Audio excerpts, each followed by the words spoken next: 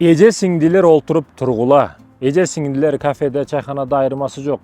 Отуруп бири-бириңерге сүйлөшүп, бири-бириңерге мээрим махаббатыңарды билдирип, эже сиңди экенбиз биз дагы. Мен сени эжең экем, мен сени сиңдиң экем деп билдирип тургула бири-бириңерге бар экениңерди. Бүгүн эжесинен көрө подружкасы жакыныраак. Көпчүлүгүн байкасаңыз, подружкам дей берет. Эжесине бир алакол сурабайт, бир жолугайын дебейт, бир чай алып берейин дебейт. А подружкасы менен всегда рядом да. Ар дайым алдында, ар дайым жатканда, турганда, басканда ошо подружкасы менен. Подружка көп учурда душмандык кылып коет. Эже сиңди бир отурсаңар, көп гыйбат кылбайсыңар, көп ушак кылбайсыңар.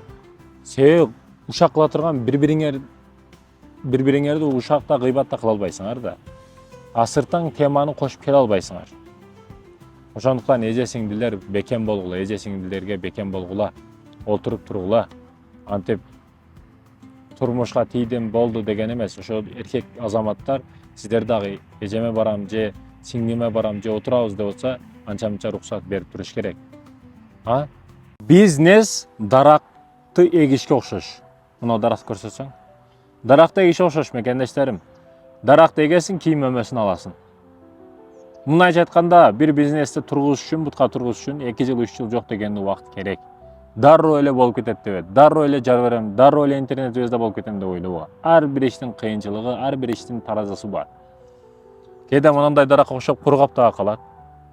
Эми жетип, оозуң ашка жетип, эми жеймин, эми жакшылыгын көрөм деген учуруңда кургап дагы калат. Кылып аткан иштериң жоголуп дагы кетет, банкрот болуп каласың. Бирок ошол учурда дагы жол тапкан табат. Чындыгында өтө көп кризиске кирип, өтө чоң суммаларга кирип, сонун иштерин кылып аткандар өтө көп. Айтайын дегеним, чөкпө, сынба, түңүлбө, алдыга аракет кыл. Сен аракет кылып атсаң, мээнетиң бааланат да. Ишиң окшобой калган тагдырда дагы мээнетиңди Кудай Таала жөн эле таштап койбойт да. Мээнетиңе ылайыктуу бирдекени баары берет бир жагынан. Ошондой экен, мекендешим. Бир таксичи бар эле, мен таксиге отуруп калып, ошентип таанышып, сүйлөшүп калып, ажеке дейт, ишенсеңиз өтө көп кыйналдым дейт. Түнү 2-3 чейин таксилик кыламын дейт, 2-3 саат уктаймын, кайра жумуш, кайра бала чакамды багыш керек, өтө кыйналдым дейт. Эрте эле үйлөнүп алганмын, баламды багыш керек, аялымды багыш керек, квартирант болуп, көрүнгөн жерде машинадагы аренда болуп, жаман көп кыйналдым дейт. Ошентип кыйналып жүрүп, түндөлөрү ушу таксиден тормуз тээп, чекке чыгып алып ыйлайт элем дейт. Кадимкидей дарактын астына келип алып ыйлап, Аллахым, качан мага ушундай жакшы жашоону бересиң, дүйнөнүн эшиктерин, акчанын эшиктерин ачасың мага деп ыйлап, кадимкидей дуа кылат элем дейт да. Бүгүн Кудайыма шүгүр, азбы көппү жетиштим, үй алдым мына. Кудайга шүгүр, машинадагы өзүмдүкү, мурда бүт аренда, бүт карыз менен жашачумун дейт да. Айтайын дегеним, кандайдыр бир деңгээлде биз кылган дуаларыбыз кабыл болуп, ошол орундалып атат мекендешим. Мындай байкасаңыз, азыркы ордуңузду биз кайсыдыр бир учурда сиз дуа кылып сурагансыз да. Ошого эми жетип келдиңиз. Шашпасаңыз, Кудай буйрса бардыгына жетесиз. Неге бизде суицид арам? Неге өзүн өзү өлтүрүү арам биздин динибизде? Себеби Кудай Тааланын өтө жакшы күндөрү сиз үчүн көп да. Сиз ошо жакшы күндөрдү көрбөйм, каалабайм, ал бактылуу күндөр кереги жок деп өзүңүздү өлтүрүп алгандыгыңыз үчүн арам да. Жеши букадай, бирок апасынын пенсиясына жашоодо. Бүгүн жеп, ичип, буктап, телефон чукуп, кумарын кандырып жүргөндөр мынандай. Жашоосу шакарап болуп кеткен. Шакарап болгондо да ачыган шакарап болуп калган да. Айныган салат болуп калган. Жегениң букадай иштебейсиңби? Иш жок, ан жок, бул жок дейт. Жөнөкөй эле бүгүн барып талаада, огороддо мынандай талаларда иштесең дагы 2000 сомдон акча берет бүгүн. Жөнөкөй иш кылсаң дагы 2000 сомдон 60 000 сом зарплата бир айда. Аракет кылыш керек. Бүгүн иштебесең болбойт, аракет кылыш керек. Бизнес кылам, болуп кетем деп 4 жылдан бери жүрөсүң. 4 жыл жөн эле иш кылганда канча нерсеге жетип коет элең, мисалы үчүн. Студенттер жүрөт багта, Бишкекте, Ошто студенттер жүрөт. Мен окуп атамын деп, насын чайнап, көрүнгөн клубуда ойноп, каалаганын кылып жүрөт. Же окушта жок, же спортто жок, же физический жактан жок, же стройкада жок. Окубайсың, бар кет. Айылга барып ата-энеңдин кызматын кыл, үйүңдү сал, жашооңду кыл. Сага не бар?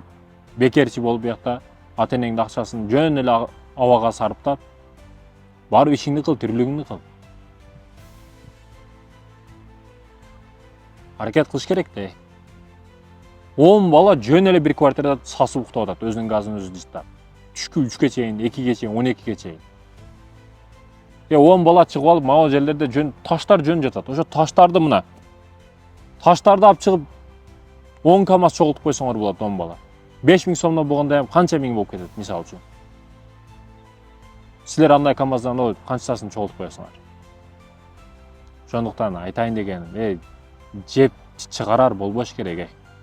Ушундай бүгүнкү жейт чыгарат, кумарын кандырат, ошентип эле жатат. Телефон чукулат. Кээде копол айтам, бирок ачуу чындыкты айтам. Аллах инсап берсин бардыгыбызга. Келин жаман дей беришет да, келин жаман. Ошо келин жаман деп аткандарга кээ бир маселелерди айткым келет да. Урматтуу кайненелер, урматтуу апалар, сиз бирөөнүн кызын изучать этип, айылдан 128 жол көчөсүнөн изучать этип, карап кандай кыз экен деп, окуган жерге барып, аягынан сурап, биягынан сурап, бүт көзгө көрүнгөн, көрүнбөгөн лазерлер менен диагностика кылып, бүт текшерип, бирөөнүн кызын, алтын кызын, золотой кызын прям. Сизде дагы көз бар, сизде да нәфс бар, сиз жөнөкөй кызы келин кылгыңыз келбейт, сиздин мечтаңыз болчу ал 20 жылдык, 25 жылдык. Эми бирөөнүн алтын кызын сонун кылам, муздак сууга колун урдуртпайм деп келин кылып аласың дагы. Эмне үчүн анан келиним жаман дей бересиң? Неге келиниңиз жаман? Келиниңиз жаманбы? Же сиз жаман болушту баштадыңызбы? Ал бирөөнүн кызы эле, сиз текшерип алдыңыз, сонун өттү текшерүүдөн. Эми ошол бойдон кетиш керек эле. Бирок жаманды жаман кылып аткан ким? Сиз болуп атпайсызбы? Ошондуктан айтайын дегеним, чындыгында 50 жашар менен 20 жаштын айырмасы бар дей. 20 жаштагы кызы жөн эле алдап сулдап жолго салып алса болот. Бирок ушу кайненелер мактап аларда деп анан келгенден кийин б деп калаганын кылгандар бар да, Кудайым өзү сактасын, эки жүздүүлөрдөн өзү сактасын. Ошондуктан айта турган маселе, бирөөнүн аманатын алгандан кийин кыянат кылбаңыз. Аялыңызды эркелетиңиз. Кандай лакаптарды коесуз, жакшынакай чырайлуу ысымдарды кошумча айтып ар дайым эркелетиңиз. Аял экендигин билдирип туруңуз. Аял киши эркек болушка, кээде эркектен да күчтүү эркек болушка мажбур болот экен. Качан эркек катын чалыш болуп, катын болуп, майда чалыш болуп, майда болуп алса.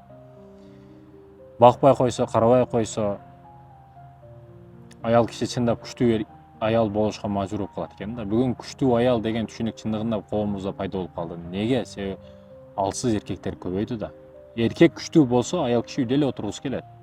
Баш ийип, бактылуу жашагысы келет, балдарын карап эле. А бирок качан эркек киши ичип кетсе, алкаш болуп кетсе, өзүн карабай койсо, аялын карабай койсо, ошол учурда аял киши көчөгө чыгышты баштайт экен да. Мажбур бизнес кылат экен, мажбур тирилик кылат экен, мажбур талакка чыгып кетет экен. Ошондуктан күчтүү аял кылбаңыз аялыңызды. Аялыңыз бактылуу аял болсун. Күчтүү аял, анан бактылуу аял деген түшүнүк бар. Аялыңыз бактылуу аял болсун, күчтүү аял болбосун. Эркек күчтүү болсун. Эркек күчтүү болсун. Эркек акча тапкандыгы үчүн сый табат, нан тапкан үчүн сый табат. Үйдөгү мышык эмес да ал. Же кичинекей жаш бала эмес, кичинекей кыз эмес ал. Жөн эле батып кеткиле үйгөчү бирдеке алып келет, эркек киши ошон үчүн батат. А бүгүнчү өгүздөй, букадай, жеши букадай бирок апасынын пенсиясына жашап аткан балдар бар. Кудайым өзү сактасын. Жаштыгыбызды эстеп, мынандай дүмбүлдөрдү кылып, азыр тоодо отурабыз. Астында мына картошка, бисмилла. Мына астында картошка, колубузда дүмбүл. Мынантип азыр варенядан кийин, варенья кайнатып, вареньядан кийин ушинтип отурган учурубуз. Албетте мекендештерим, жаштыкты бардык адам сагынат. Чоңбу, кичинеби, күнөөкөрбү, күнөөсүзбү, жакшыбы, жаманбы, байбы, кедейби айырмасы жок. Бардыгы сагына турган учур бул жаштык. Биз жаштыгыбызда жеке менде эч ой түшүк маселе болгон эмес. Ошол не болсо ботинка жыртылабы, көйнөк жыртылабы атаңа айтып, апаңа айтып, бардык маселеңди чечип алган учурлар. Кийин качан чоңойом деп өтө көп суроолорду берип, апама келип, апам мен качан чоңойом деп суроо берип, ошол учурларды эстеп, азыр баягы машалла пакетибиз да учуп кетти. Ушул кошунабыз Металлибакадан сурап дүмбүл алып, дүмбүлдү жеп, кээде сурабай калса, жок болуп калса, чириген алмаларды жеп, чириген дүмбүлдөрдү жеп, жедирген учурлар. Албетте сурабай алсаң ошондой болот да. Ошо жаштык учурларды сагынат экенсиң да киши. Ким болбогун баары сагынат экенсиң. Ошондуктан да балалык десе баардыгынын көзүнөн жаш чыгат. Баардыгы жаштыкка да кайткысы келет. Бирок айта турган мен маселем ошол жаштык учурда суусаса кандай суу берилгени, кумары канганы сыяктуу жаштык учурда тарбия өтө маанилүү роль ойнойт. Айылда жоопкерчилик менен чоңойт экен да балдар. Мисалы 2 тоок бар, 2 мышыгы бар, 2 уyu бар, ошолорду карап, карагын деп жоопкерчиликти алып бала чоңойт экен. А квартирада, шаарда эч кандай жоопкерчилики жок, жоопкерчиликсиз болуп чоңойт экен да көп балдарыбыз. Ошондуктан айылга бардырыш керек, айылдын атмосферасын, айылдын мындай тынч жашоосун. Бул жакта азыр дарыянын үнүнү бул жерде мынандай айтор кыскасы жаштыкка эң чоң элестер ушу жаштыкта болот экен да. Жаштыкка кайтканга аракет кылышыбыз керек экен.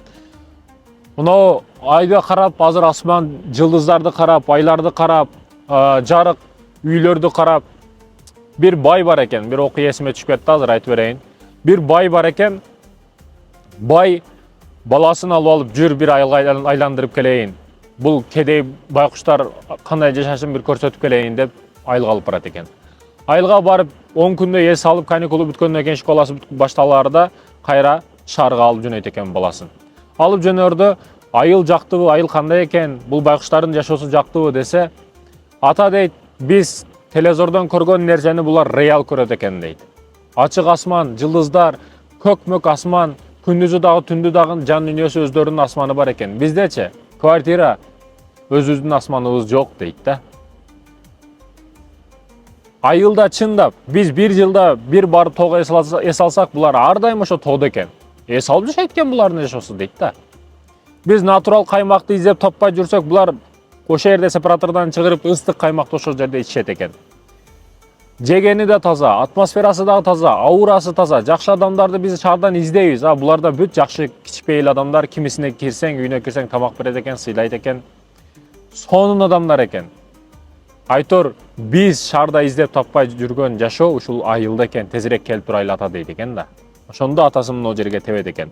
Азыр бисмилла деп сөздү көбөйтпөй мынандай күйүп кеткен макабыздан жейбиз кана. Бисмилла. Машалла. Бул дүмбүлдүн басыга эч нерсе жетпейт. Бисмилла. Алхамдулилла. Сон. Сиздер да биширип жеңиздер. Картошкабыз аз калды.